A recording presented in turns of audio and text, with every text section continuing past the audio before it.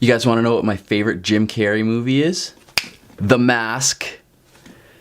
It's not. It's actually Dumb and Dumber, but The Mask was a way better reference because we're talking about the Quick Mask tool in Photoshop.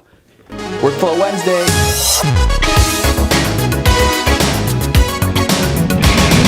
Alright, we're talking about the Quick Mask tool in Photoshop. I use this thing all the time. It's super quick. That's why they call it the Quick Mask tool.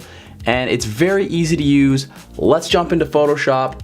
I'll show you guys exactly what I'm talking about. So, I don't know if you guys remember the Workflow Wednesday video about the 3 shortcuts in Adobe Premiere to help you edit faster. If you haven't watched that, the reason I mention it is because the Quick Mask tool also uses the same shortcut, the letter Q. I feel like the letter Q is like the most important button on the keyboard. Name a more important button. To activate, I don't know where I'm going with that.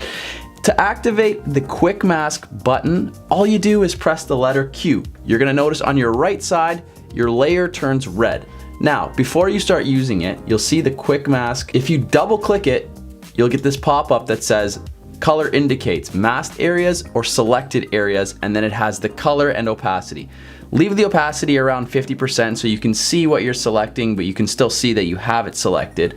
And change the color to whatever you prefer. I like red, maybe bright green, just something that like pops up so you can see very clearly what you have selected. Now, the color indicates section will by default be selected to masked areas. You're gonna wanna switch that to selected areas. So whatever you're painting over is being selected and not vice versa. So we've got our Quick Mask selected, and essentially all you have to do is use the brush tool to select and or paint in whatever you wanna select. In this case, let's say, I don't like the way the axe looks and I have to change it for some strange reason. Why would you change? Who cares? I would just go by painting it in. We're just gonna paint that in real loosely. Whoop. Okay, now let's just make our brush bigger, fill this in.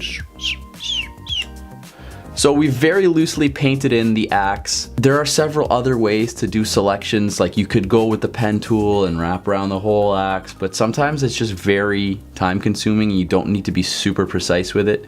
In this case, once we're happy with our selection, all you do is hit that magical Q button again, and you have your selection. Now, if I wanna like duplicate that layer, oh look, there's the mask on its own. We're gonna add an adjustment layer, we're gonna, whatever you're gonna do to it, change it however you like. You've quickly selected it.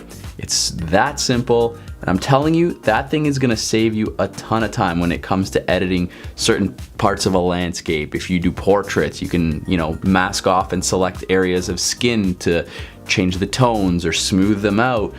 All those kind of things. It's a quick way to select it. Just hitting that Q button, brushing it in, hitting that again, you have your selection. It's as simple as that. Now, if you found this useful, make sure you hit that subscribe button. Drop a comment down below. Dan, I'm quickly selecting things. Thanks a lot. Hey, no problem, man. Do those things, and I'll catch you in the next video. Love ya. I think I'm gonna go watch Dumb and Dumber now.